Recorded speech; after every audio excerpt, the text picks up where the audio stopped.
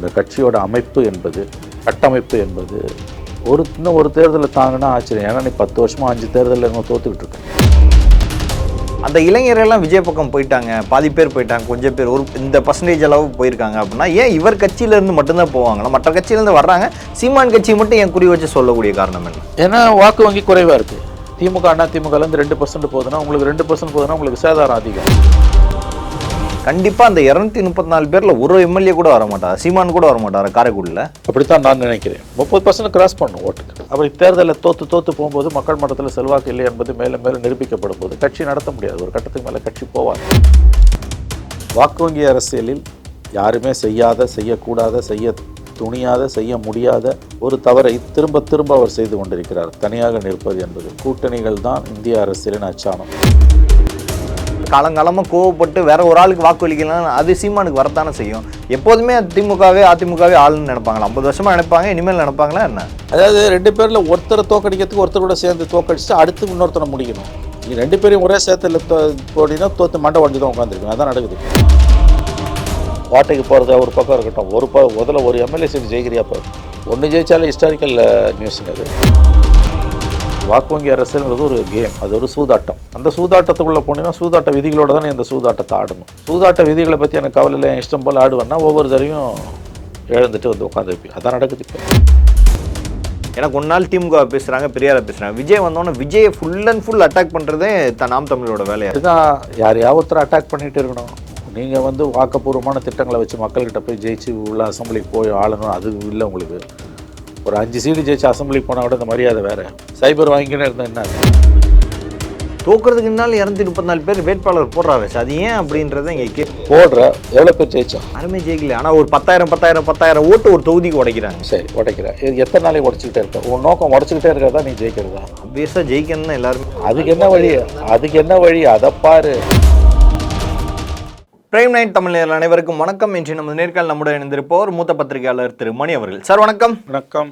மாற்றத்தை விரும்பும் மக்களின் மாநாடு, நாம் தமிழர் கட்சியை சார்ந்தவர்கள் மாநாடு போட்டிருக்காங்க சார். சீமான் அவர்கள் சொல்ல வந்த கருத்து என்ன அப்படின்னா, என்னோட பக்கம் இருக்கிற இளைஞர்கள் என் பக்கம் தான் இருக்கிறார்கள், லட்சக்கணக்கான இளைஞர்கள் அதே மாதிரி தான் இருக்கிறாங்க. சொல்கிறவங்க மாற்றி சொல்லாதீங்க, என் இளைஞர்களாக தான் இருக்கிறாங்கன்னு சொல்கிறாங்க. உங்களோட கருத்து என்ன சார்? அவரோட கருத்துக்கு இளைஞர்கள் இருக்காங்க, ஆனால் ஆட்சி மாற்றத்தை ஏற்படுத்துகிற அளவுக்கு வாக்கு வங்கி இல்லை அவரிடம். போன எலெக்ஷனில் 8% இருந்தது. இந்த எலெக்ஷனில் அது இருக்குமான்றது டவுட். அது கண்டிப்பாக அதில் 1% 2% விஜய்க்கு போயிருக்கும். ஸோ அப்படியே இல்லை, அது கூடுதுனாலும் அதிகபட்சம் 10% தான். நீங்கள் ஜெயிக்கிறதுக்கு 28%க்கு மேலே போகணும். இப்போ இன்னும் எத்தனை தேர்தல் காத்திருப்பீங்க? ஒரு தேர்தலுக்கு 2% 3% ஏறுதுன்னா இன்னும் 5-6 தேர்தல் வரைக்கும் காத்திருப்பீங்களா? எப்படி சாத்தியம்? அது 10 தேர்தல் ஆகும், 50 வருஷம். வாக்கு வங்கி அரசியலில் யாருமே செய்யக்கூடாத, செய்ய துணியாத, செய்ய முடியாத, ஆங்கிலத்தில் சொல்கிறேன்னா தே காண்ட் அஃபோர்டு ஒரு தவறை திரும்ப திரும்ப அவர் செய்து கொண்டிருக்கிறார். தனியாக நிற்பது என்பது கூட்டணிகள் தான் இந்திய அரசியலின் அச்சாணி. மோடியிலேருந்து ராகுல் காந்திலேருந்து ஸ்டாலின்லேருந்து மம்தா பானர்ஜிலேருந்து சந்திரபாபு நாயுடுலேருந்து எல்லாரும் கூட்டணி வச்சு தான் ஜெயிச்சிருக்காங்க. மேபி எக்ஸப்ட் கெஜ்ரிவால் இருக்கலாம், அது விதி அல்ல. ஆகவே வாக்கு வங்கி அரசியலில் கூட்டணி இல்லாமல் ஒருவர் வீழ்த்த முடியாது. இந்த புரிதல் சீமானுக்கு வராத வரையில் அவருடைய கட்சி எந்த வளர்ச்சியும் காண முடியாது. அதிகபட்சம் இன்னும் ஒரு தேர்தலை அவர்கள் தாங்கலாம். தம்பிகளும் ஒரு தேர்தல் வரைக்கும் தான் பொறுப்பாங்களா? அவ்வளோதான். அது எனக்கு தெரியாது. தம்பிகள் பொறுப்பார்களா, வெகுண்டெழுவார்களான்றது அவங்கள கேட்க வேண்டிய கேள்வி, என்ன கேட்க முடியாது. நான் ஒரு பார்வையாளனாக அந்த கட்சியோட அமைப்பு என்பது, கட்டமைப்பு என்பது இன்னும் ஒரு தேர்தலில் தாங்கன்னா ஆச்சரியம். ஏன்னா நீ 10 வருஷமா 5 தேர்தலில் இன்னும் தோத்துக்கிட்டு இருக்கேன்.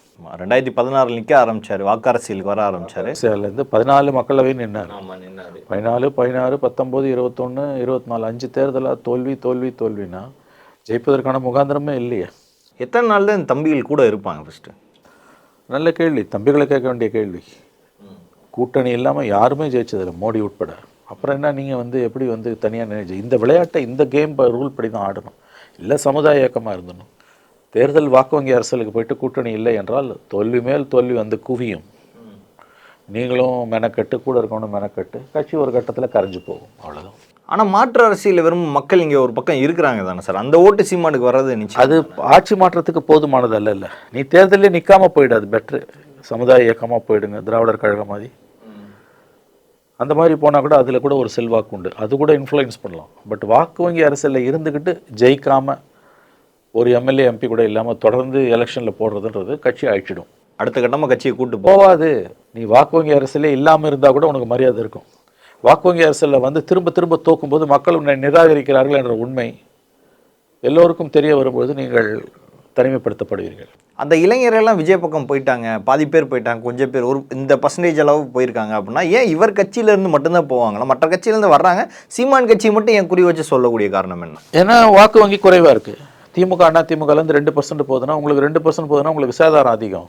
உங்களுக்கு 8% லாஸ்ட் டைம்னா 2% போகுதுன்னா 6%ன்றது பாதிப்பு அதிகம். அதே அவனுக்கு 28%லேருந்து 2% போகுதுன்னா பாதிப்பு குறைவு. 26 கூட்டணி மூலமாக சரி பண்ணி. ஆமாம், நீங்கள் என்ன எப்படி பண்ணுவீங்க? இது ரொம்ப அடிப்படையான எளிய உண்மை. வாக்கு வங்கி அரசியல்ன்றது ஒரு கேம், அது ஒரு சூதாட்டம். அந்த சூதாட்டத்துக்குள்ளே போனீங்கன்னா சூதாட்ட விதிகளோட தான் இந்த சூதாட்டத்தை ஆடணும். சூதாட்ட விதிகளை பற்றி எனக்கு கவலை இல்லை, இஷ்டம் போல் ஆடுவேன்னா ஒவ்வொரு தரையும் இழந்துட்டு வந்து உட்காந்துருப்பேன். அதான் நடக்குது இப்போ. இது சீமானவர்களோட தனிப்பட்ட முடிவுன்னு நினைக்கிறீங்களா? அந்த தேர்தல் அரசியலில் கூட்டணி இல்லாமல் பயணிக்கிறது, இல்லை கட்சி நிர்வாகிகள் அந்த அங்கே இருக்கிற தம்பிகள் அவங்களோட ஒன்றுபட்ட முடிவுன்னு நினைக்கிறீங்களா சார்? ஒரு தலைவனோட முடிவா இல்லை சீமானோட முடிவு, அது கட்சியோட முடிவுலாம் கிடையாது, சீமானோட முடிவு. இன்ஃபேக்ட் அவங்க கட்சிக்குள்ள இந்த தேர்தலே கூட்டணி போன்ற குரல்கள் எழுந்தன, அவர் அதை அடக்கி விட்டார். ஸோ அது அவருடைய முடிவு, ஒன் மேன் ஆர்மி அது. ஏன்னா அவர் சொல்லும் போதெல்லாம் மேடைகளில் சொல்கிறாரு, என் தம்பிகள் தான் நான் கூட்டணி போனால் கோவப்படுற ஆளுங்க என் தம்பிகள் தான் அப்படின்னு. அதெல்லாம் அவர் சும்மா கதை இழப்பார். தேர்தல் அரசியலுக்கு வந்துட்டு ஜெயிக்கிறது ஒன்று தான் குறி. போக்குறதுக்காக தேர்தல் அரசியலுக்கு வராத, தனியாக நிற்க முடியாது. யாருமே தனியாக நின்று ஜெயிக்கலன்ற புரிதல் எம்ஜிஆர், கருணாநிதி, ஜெயலலிதா, மோடி, இந்திரா காந்தி, நேரு, அது வரைக்கும் நான் போகிறேன். இன்றைக்கி இருக்க கட்சிகள் வரைக்கும், குட்டி கட்சிகள் வரைக்கும், அந்த காலத்துலேருந்து எல்லா காலத்துலேயும். அதனால் இது குறிப்பாக இந்த காலத்தில் வாக்கு வங்கி அரசியல் இருந்துக்கிட்டு கூட்டணி போக மாட்டான்னா தற்கொலை. அப்படி தேர்தலில் தோற்று போகும்போது மக்கள் மட்டத்தில் செல்வாக்கு இல்லை என்பது மேலும் மேலும் நிரூபிக்கப்படும் போது கட்சி நடத்த முடியாது. ஒரு கட்டத்துக்கு மேலே கட்சி போவாது. ஏன்னா விஜயகாந்த் அவர்கள் 2009 போட்டியிடும் போது வாக்குகள் வந்து அந்த 7% இருந்த வாக்குகள் 9% இருந்த வாக்குகள் 2011 கூட்டணி வைக்கும்போது 7 ஆச்சு. அப்போ வந்து கூட்டணி போகும்போது கம்மியாக தானே சரி செய்யும் வாக்கு. அது என்னென்னா அவர் பண்ண ஒரு தவறு என்னென்னா, ஆனால் கையில் 41 எம்எல்ஏ வந்தாங்க, அதை வச்சு நீ வளரணும். அவர் பண்ண ஒரே தப்பு, 16 திமுகவோட போயிருந்தாருன்னா கட்சி நல்லா வந்திருக்கும். 16 மக்கள் நல கூட்டணி சைபர் ஆனார், அதுக்கப்புறம் தொடர்ந்து சைபர். அவரால் 41 சீட் எப்போ ஒரு காம்ப்ரமைஸ் இல்லாமல் பாலிடிக்ஸ் இல்லைங்க. வாக்கு வங்கி அரசியல் என்பது காம்ப்ரமைஸ், ரிஜிடாக இருக்கு. நான் தான் சொல்கிறேன், நீ இப்போ வராது இல்லாட்டி அரசியலுக்கு, சமுதாய இயக்கமாக போயிடு, பிரச்சனையே கிடையாது. இல்லை இத்தனை இளைஞர்களை கூட்டிகிட்டு வந்து அவங்களும் காலங்காலமாக வேலை பார்த்து அவன் ஏமாந்து அதில் ஜெயிப்போன்ற நம்பிக்கை இந்த கேண்டிடேட்டில் எத்தனை பேருக்கு இருக்கும்? ஜெயிப்பதற்கு அறவே சாத்தியம் இல்லைன்னும் போது ஏன் அந்த விளையாட்டை விளையாடுறீங்கன்ற. ஸோ சீமானோட அரசியல் என்பது இன்னும் ஒரு தேர்தல் தாங்கலாம், அதற்கு மேலே தாங்க.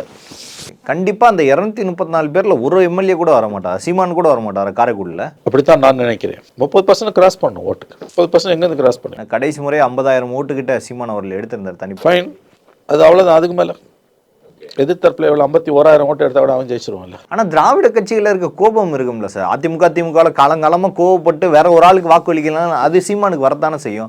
எப்போதுமே அதிமுகவே ஆளுன்னு நினைப்பாங்களா? 50 வருஷமாக நினைப்பாங்க, இனிமேல் நினைப்பாங்களா என்ன? அதாவது 2 பேரில் ஒருத்தரை தோக்கடிக்கிறதுக்கு ஒருத்தர் கூட சேர்ந்து தோக்கடிச்சுட்டு அடுத்து இன்னொருத்தரை முடிக்கணும். நீ 2 பேரையும் ஒரே சேர்த்துல போனீங்கன்னா தோற்று மண்டை வண்டி தான் உட்காந்துருப்பீங்க. அதான் நடக்குது. இப்போ 30% கிராஸ் ஆகிற ஓட்டில் ஜெயிக்கணும். 234 தொகுதியில் 28% இல்லை 29% வேணாலும் சைபர் 30 கிராஸ் பண்ணோம். சிம்பிள். அவங்க யாரும் தனியாக நிற்கலையே, அதை புரிஞ்சுக்க மாட்டேன். அவங்க 10 கட்சி 20 கட்சி சேர்த்தானே அவனே நிற்கிறான். அப்போ நீ மட்டும் போய் எப்படி தனியாக நிற்ப? தனியாக நிற்கிறது மூலமாக ஈஸியாகிடுது, உங்களை ஹேண்டில் பண்ணுறது அவங்க 2 பேரும் ரொம்ப ஈஸியாகிடுது. அவங்க மகிழ்ச்சி அடைகிறாங்க, 2 பேர் ஓட்டையும் உடைக்கிறேன், அவ்வளோதான். சீமான் விஜய் தனியாக நிற்கிறது அவங்களுக்கு ப்ளஸ். பெரிய அளவில் ஓட்டை உடைக்கிறீங்க. அது இன்றைக்கி நீங்கள் வந்து ஒரு எலெக்ஷனுக்கு பிறகு ஜெயிக்கவே இல்லை. சைபர் சைபர் சைபர் சைபர் சைபர். இந்த தடவை வந்து உங்களுக்கு எப்படி ஆகும்னு சொல்ல முடியாது. உண்மையில் ஆனால் ஓட்டு குறையும் சீமான் அவர்களுக்கு. எனக்கு தெரியாதுங்க, அதெல்லாம் குறையுன்றது மட்டும் எனக்கு தெரியுதுங்க. 1 or 2% குறையலாங்க. ஏன்னா ஜாதிகள் இல்லை, ஜாதிகளே வேணாம், ஜாதிகள் இல்லாமல் நான் ஒரு முன்னிறுத்துறேன், என்னோட தமிழர்ன்ற ஒரு இதை மட்டும் முன்னிறுத்துறேன் அப்படின்னு சொல்கிறாரு. அந்த அரசியல் தமிழ்நாட்டில் ஈடுபடுமா? ஏன்னா இல்லைங்க, வாக்கு வங்கி அரசியலில் ஈடுபடாதுன்றனா? வாக்கு வங்கி அரசியல் ஈடுபடாது எதுவுமே. வாக்கு வங்கி அரசியலுக்கு போயிட்டுனா உன்னோட முதல் நோக்கம் எம்எல்ஏவா ஒரு 10 எம்எல்ஏ ஜெயிக்கணும், எம்பியா ஒரு 2 எம்பி ஜெயிக்கணும். அதுக்கு பிறகு நீ அரசியல் எப்படி வேணால் மறுவரையை செய்யலாம். ஜெயிக்காமல் நீ போயிட்டே இருந்தேன்னா தோத்துக்கிட்டே இருப்பேன். தோத்துக்கிட்டே இருக்கும்போது ஒரு கட்டத்தில் வந்து ஒன்றும் இல்லாமல் போயிடும். தோக்கிறதுக்காக மட்டும் நீ தேர்தலில் நிற்க முடியாது. அந்த விளையாட்டு அந்த ரூல்ஸ் படி தான் ஆடணும். தப்பு பண்ணுறான், காசு கொடுக்குறான், கேஷ் ஃபார்வர்ட்ஸ் நடக்குது, எல்லாம் கரெக்டு. பட் ஜெயிக்கிறான். வெற்றி என்பது எல்லாத்தையும் தொடச்செறியும். Victory is a victory always. இந்த புரிதல் இல்லைன்னா என்ன பண்ண முடியும்? 10 வருஷமாக எனக்கு தோக்கிறதுக்கு தான் நிற்கிறியா? தோக்கிறதுக்கு முன்னால் 234 பேர் வேட்பாளர் போடுறாரு சார். அது ஏன் அப்படின்றத இங்கே போடுற எவ்வளோ பேர் ஜெயிச்சான்? யாருமே ஜெயிக்கல. ஆனால் ஒரு 10,000 ஓட்டு ஒரு தொகுதிக்கு உடைக்கிறாங்க. சரி, உடைக்கிறேன். எத்தனை நாளைக்கு உடச்சிக்கிட்டே இருப்பேன்? உன் நோக்கம் உடச்சிக்கிட்டே இருக்கிறதா நீ ஜெயிக்கிறதா? ஆப்வியஸாக ஜெயிக்கணும்னு எல்லாருமே. அதுக்கு என்ன வழி? அதை பாரு. கோட்டைக்கு போகிறது ஒரு பக்கம் இருக்கட்டும், முதல்ல ஒரு எம்எல்ஏ சீட் ஜெயிக்கிறியா பாரு. ஒன்று ஜெயிச்சாலே ஹிஸ்டாரிக்கல் நியூஸுங்க அது. சீமானுக்கான கூட்டணி அழைப்புகள்லாம் வந்துட்டு தான் இருக்கா சார்? அதிமுகலேருந்து அழைப்புகள் போனது உண்மை. அவர் ஏற்க மறுத்து விட்டார். ஆப்வியஸ்லி ஏடிஎம்கோட தான் போக முடியும், அவர் திமுகவோட போக முடியாது, ஆளுங்கட்சி. அங்கே பிஜேபி இருக்குது, அது ஒரு சிக்கல். பிஜேபி இல்லைனாலும் அவர் ஏடிஎம்கோட போக மாட்டார். ஆல்ரெடி பிஜேபி வச்சு சீமான் அவர்கள் அதுதான் பேசிகிட்டு இருக்காரு. ஆமாம். பிஜேபி இல்லைனாலும் ஏடிஎம்கோட போக மாட்டார். பிஜேபியோட ஏடிஎம்கே போகிறதால ஏடிஎம்கே வேணான்னு உதறது ரொம்ப ஈஸியாகிடுச்சு. அது ஒன்று தானே திமுக வாழ வைக்குது. பிஜேபின்ற ஒரு ஆஸ்பெக்ட், அந்த ஒரு கார்டு தானே திமுக இன்னைக்கு வந்து பிழைக்கும் மந்திரமாக இருக்குது. வேறு என்ன சாதனையா? வேறு என்ன? ஒன்றும் கிடையாது. பிஜேபி வந்துடும். ஃபாசிச பாஜக அவள் தான். அதை வச்சு 3 எலெக்ஷன் ஓட்டியாச்சு. 4வது எலெக்ஷன் ஓட்டிடுவாங்க.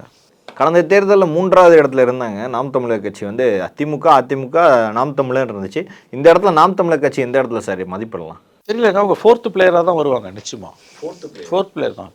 ஃபஸ்ட்டு திமுக கூட்டணி, செகண்ட் அதிமுக கூட்டணி, 3வது விஜய், 4வது தான் சீமான். கட்சியே அந்த இடத்துக்கு வந்துட்டாங்களா? நம்ம கம்மியாயிட்டோம் அப்படின்ற எண்ணத்துக்கு? ஆமாம், நேச்சுரலி வந்திருப்பாங்க. எல்லாம் அவங்களுக்கு எல்லாருக்கும் எல்லாம் தெரியும். கண்டிப்பாக தெரியும் அவங்களுக்கு. இது வந்து செல்லா காசு ஆக போகுதுன்றதும் தெரியும். இனிமேல் நிதி கிடைக்காது. கண்டிப்பாக கிடைச்சி வச்சு என்ன பண்ண போகிறேன்? என்ன அரசியல் என்ன அது சொல்லு. மாற்றத்திற்கான அரசியல்னு சொல்லி என்ன மாற்றத்துக்கான அரசியல் பண்ணிட்டீங்க நீங்கள்? விவசாயத்தை தான் முதல்ல முன்னேறுத்துவேன் அப்படின்னு சொல்கிறேன். அதெல்லாம் தனித்தனியாக பேசுகிறீங்க. மாற்றத்துக்கான அரசியல்லாம் முதல்ல ஒரு சீட்டு ஜெயிங்க, அப்புறம் பார்க்கலாம். ஒரு எம்எல்ஏ கூட இல்லாமல் பேச்சு நீட்டி மொழிக்கு எந்த பிரயோஜனமும் இல்லை. இந்த தேர்தலில் சீமான் மேலே கடும் விமர்சனம் ஒவ்வொரு காலகட்டங்களில். இந்த தடவை பெரியார் தொடர்ந்து திமுக திராவிட கழகங்கள் அடிச்சு நொறுக்கிற மாதிரி பேச்சுக்கள் அதிகமாக இருக்குது. மறைந்த முதலமைச்சர்லேயும் அதிகமாக பேசியிருக்காரு. இதெல்லாம் எலெக்ஷனில் வெளிப்படுமா படாதா? எதை கேட்குறீங்க? இன்னைக்கு தேர்தல் வாக்கு அரசியல், அதாவது பெரியார் வந்து ஒரு பொருளே இல்லைங்க. இங்கே வந்து அவர் நீ ஆதரிக்கிறதும் எதிர்க்கிறதும் தோக்கிறதுக்கு காரணம் கிடையாது. பெரியாரை பிடிக்கும்னா பிடிக்கும், பெரியார் வேணான்னா பெரியார் வேணாம். பெரியாரை வச்சு ஓட்டு விழுறதோ விழாமல் இருக்கிறதோ கிடையவே கிடையாதுங்க. அவருக்கு அங்கே அந்த விழுந்த வீட்டு கூட வந்து ஏடிஎம்கே நிற்கலை. அதில் அப்படியே அந்த இந்து முன்னணி ஓட்டெல்லாம் பெரியாரை பிடிக்காத இந்துத்துவா ஓட்ஸ் இந்த பக்கம் வந்திருக்கு அவருக்கு. That's not an issue. அதே நேரத்தில் பெரியாரனை கொண்டாடினா உனக்கு ஓட்டு வருன்றதும் முட்டாள்தனம். பெரியாரனை கொண்டாடவும் வேணாம், பெரியாரை தூக்கி போடவும் வேணாம். பெரியார் அவர் பாட்டு ஒரு வாரத்தில் இருந்துட்டு போகிறார். அது தொட தேவையில்லாத சப்ஜெக்ட். அதை தொடர்றது மூலமாக சீமான் மேலும் தனக்கு நெருக்கடியை உண்டாக்கி கொள்கிறார். வாக்கு வங்கி அரசியலில் பெரியாரை பேசுகிறதால சேதாரம் வேணா இருக்கலாமே ஒழிய லாபம் எதுவும் கிடையாது. ஆதாரம் இருக்காது, சேதாரம் தான் அதிகமாக இருக்கும். அது அவசியமே இல்லை. அப்போ மேலும் யானை மண்ணள்ளி போட்டுக்குது தலையில். எனக்கு ஒரு நாள் திமுக பேசுகிறாங்க, பெரியாரை பேசுகிறாங்க. விஜய் வந்தோன்னே விஜயை ஃபுல் அண்ட் ஃபுல் அட்டாக் பண்ணுறதே நாம் தமிழோட வேலை. இதுதான். யாரையாவது ஒருத்தர் அட்டாக் பண்ணிகிட்டு இருக்கணும். நீங்கள் வந்து வாக்கப்பூர்வமான திட்டங்களை வச்சு மக்கள்கிட்ட போய் ஜெயிச்சு உள்ள அசம்பிளிக்கு போய் ஆளணும், அது இல்லை உங்களுக்கு. ஒரு 5 சீட்டு ஜெயிச்சு அசம்பிளிக்கு போனால் கூட இந்த மரியாதை வேறு. சைபர் வாங்கிக்கினே இருந்தால் என்ன? அது ஒரு சீட்டு வேல்முருகனே தனியாக தெரியுது. அந்த மாதிரி கட்சிகள் தெரியுது இல்லை சார்? அதான் சார் சொல்கிறேன். நீங்கள் உங்கள் லெவலுக்கு ஒரு 5 சீட்டாக ஜெயிச்சிங்கன்னா அதோட மரியாதையை வேறு ஆட்டி வைக்கலாம் தமிழ்நாடு அரசியலை. கொடுத்தா கூட வேணான்றீங்க. இது வேணான்றதுக்கு காரணம் என்ன சார்? விடா இது அதான் நான் தனியார் நின்று ஜெயிச்சிடுவேன். தனியார் நின்று எப்படி ஜெயிப்பேன்? வாய்ப்பே கிடையாது. எத்தனை எலெக்ஷன்னாலும் தோப்பேன். மற்றபடி விஜய் விமர்சனம் பண்ணுறதுனால மற்ற ஓட்டுகள் நமக்கு வந்துடும் அப்படின்னு நினைக்கிறது அதெல்லாம் வேஸ்ட்டுங்க. உனக்கு என்ன ஸ்ட்ரென்த்? உங்கள் ஸ்ட்ரென்த்தின் அடிப்படையில் நீங்கள் பேசுங்க. விஜய் வந்து இந்த எலெக்ஷனோட காணாமல் கூட போகலாம். இவருக்கு என்ன ஸ்ட்ரென்த் இருக்குது? அந்த அடிப்படையில் தான் அவர் பேச முடியும். ஸோ 4 நாள் அப்போ 6, 1, 6, 7, 8 இருந்தது. இப்போ கண்டிப்பாக அப்போ குறையும். கண்டிப்பாக கேட்டு தான் போகும், மேலே போகாது.